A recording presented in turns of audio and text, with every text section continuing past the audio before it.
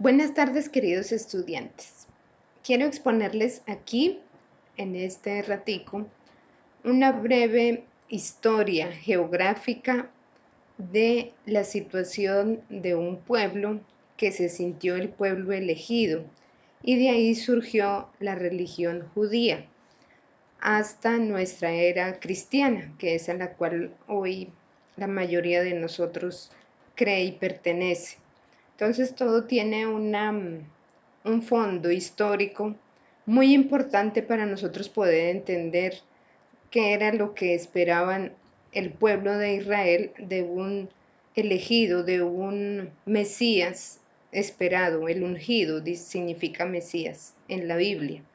Esta historia también está narrada en la Biblia, solamente que aquí la voy a resumir de una forma más social y política y geográfica, lógicamente, para que podamos entender el contexto y la historia y por qué eran las tradiciones judías, de la cual se desprende el cristianismo.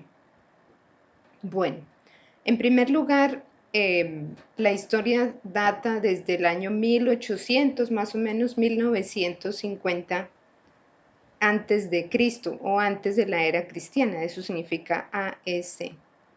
Entonces, en la Biblia se habla de unos patriarcas. Para el pueblo judío, Dios se le reveló, Dios se le muestra a sus hijos a través de una revelación en el que le muestra y hacen una alianza, un pacto. Yo seré tu Dios y tú serás mi pueblo, y haré de ti una nación múltiple, muy fructífera, rica, y te daré una tierra prometida. Ese es el pacto o la alianza que hace Dios con un pueblo elegido representado por los patriarcas en primer lugar. Entonces, esto surgió aquí en Ur de Caldea, al norte de Asia. Esto es Egipto, bueno, esto es el mar Mediterráneo y esto es el mar Rojo, una parte de lo que hoy sería Irán, Irak, bueno, esta parte así entre Asia y África.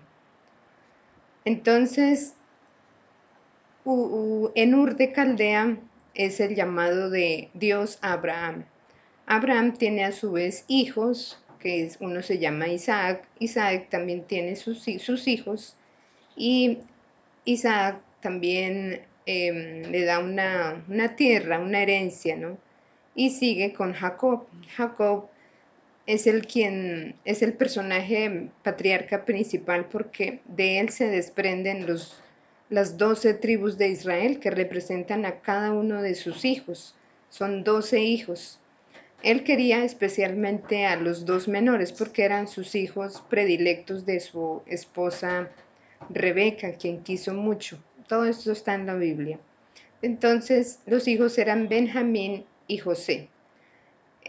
Hubo celos entre ellos, pero resulta que entre hermanos se pusieron a pelear y vendieron a José a una caravana que pasaba en Egipto. Eso lo recordamos en la historia de José, que está en el libro del Génesis. José se va, o se lo llevan, mejor dicho, como esclavo a Egipto, pero allá es muy querido y muy apetecido por su interpretación de sueños, y le agrada mucho al faraón, al jefe en esos tiempos del imperio Egipto, que era el más poderoso en esta época, cerca del 1800, 1700 antes de Cristo.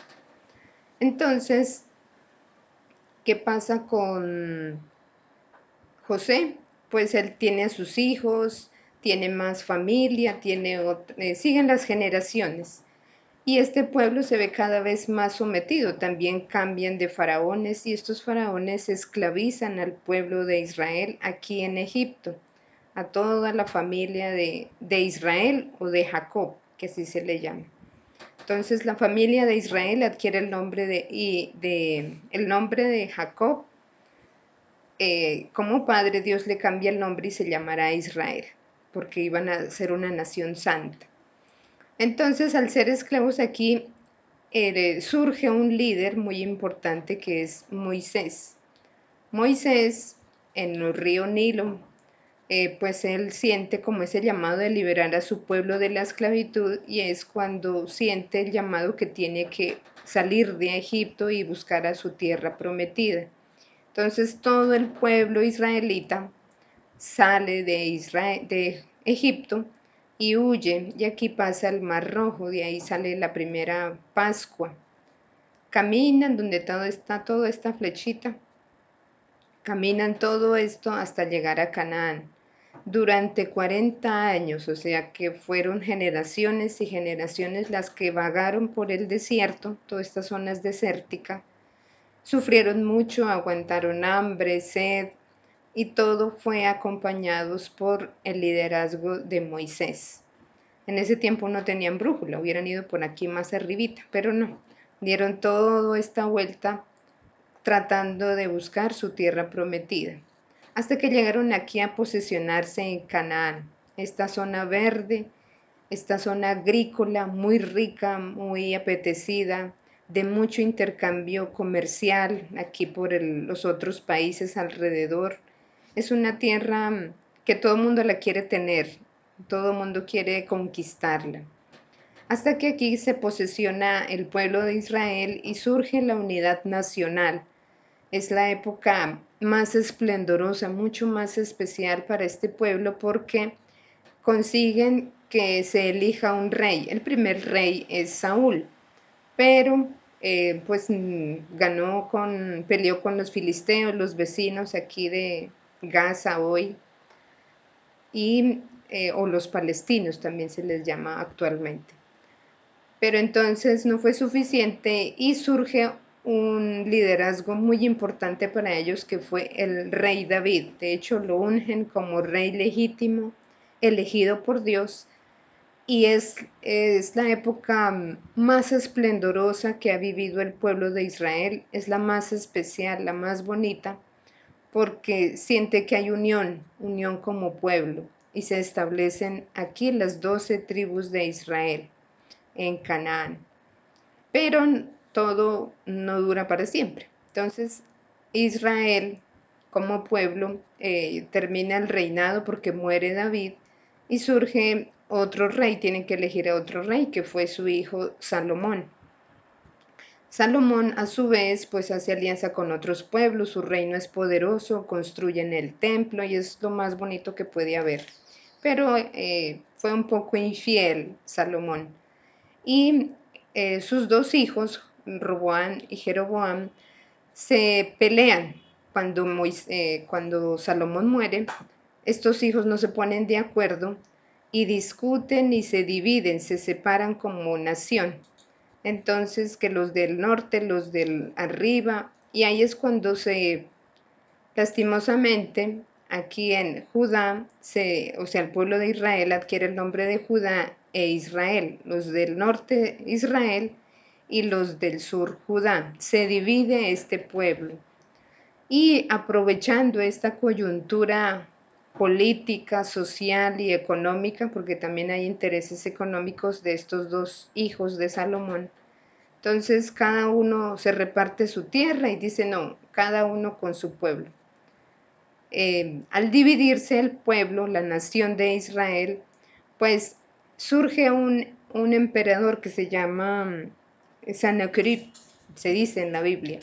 Este hombre aprovecha el momento de pelea de Israel y lo domina.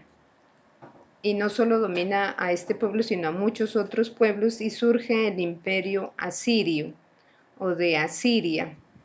Entonces es un gobierno muy cruel, muy sanguinario y busca de todas maneras esclavizar sobre todo al pueblo de Israel. Es una situación muy difícil para ellos. No han terminado de vivir esto cuando, al pasar el tiempo, surge, esto fue más, bueno, en el imperio asirio fue dividido más o menos en el año 722 antes de Cristo. Entonces surge otro imperio alrededor, que es Babilonia.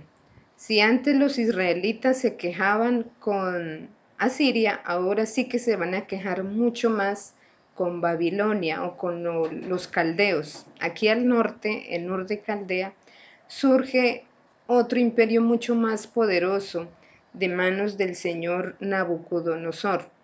Es mucho más cruel que el anterior y acaba con Israel dominándolo otra vez, o sea que Israel cambia es de amo.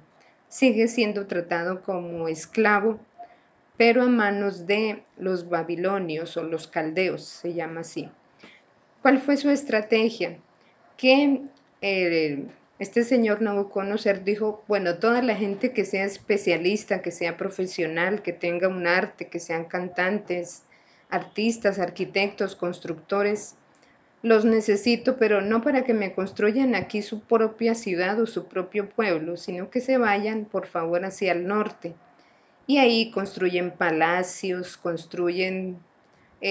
hacen esplendoroso el imperio babilónico, pero con la fuerza o con la materia prima de todo lo que encuentran en Israel, el oro, la agricultura, todo eso lo exportan, por decirlo así, a Babilonia al norte y es saqueado el templo, lo queman, destruyen todo lo que es la cultura de Israel y de Judá. Entonces, esta época se le llama el destierro. Esto fue en la época más o menos del 586-87 antes de Cristo. Esta es la época más dura que ha experimentado Israel porque terminan con sus tradiciones, con su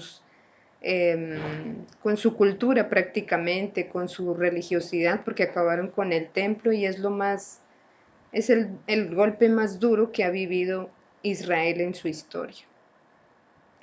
Después surge otro imperio, ya es el imperio persa.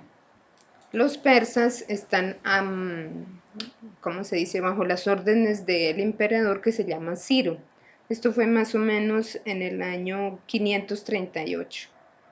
Mientras vivieron el destierro, entonces Ciro les dice a Judá, a los israelitas que estaban aquí en el norte, los que quieran pueden volver a Judá, pero ya no fue lo mismo.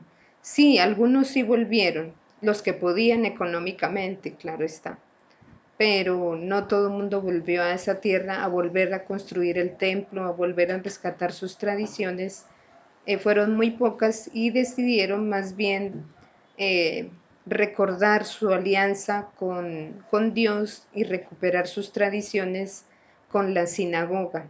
Entonces, de reunirse, de vivir otra vez sus tradiciones religiosas sobre todo, porque así sintieron que era que ellos por haber pecado y haber traicionado a Dios, pues habían sufrido todas estas desgracias antiguas.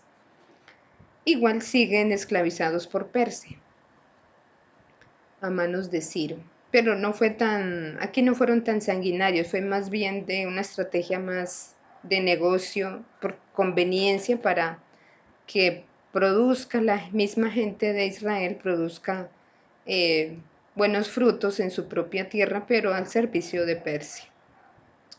Luego, cerca del año 333, surge un emperador muy importante, muy famoso en la historia durante la civilización Grecia o de Greca, sí, de Grecia, y se llamó Alejandro el Grande, o se le dice también Alejandro Magno. Fue un gran conquistador porque miren todo el terreno que logró adueñarse para él.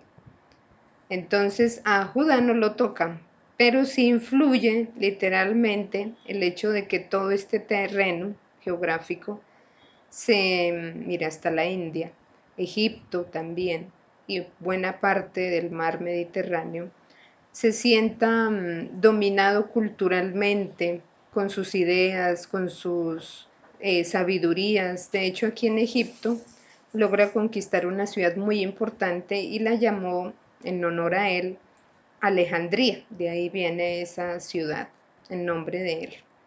Entonces, para que veamos que ya Judá no es esclavo, pero sí, en cuanto a su cultura, sí es dominada por alrededores y es el imperio de Grecia o la civilización Grecia, que influye bastante, bastante en Israel. Después de esto surge otro imperio mucho más fuerte, más dominante, más agresivo, más, ¿cómo se diría? Con estrategia militar, con muchas normas, mucha ley, un tipo de opresión diferente, pero también esclava. Es el reino de Roma o el imperio de Roma.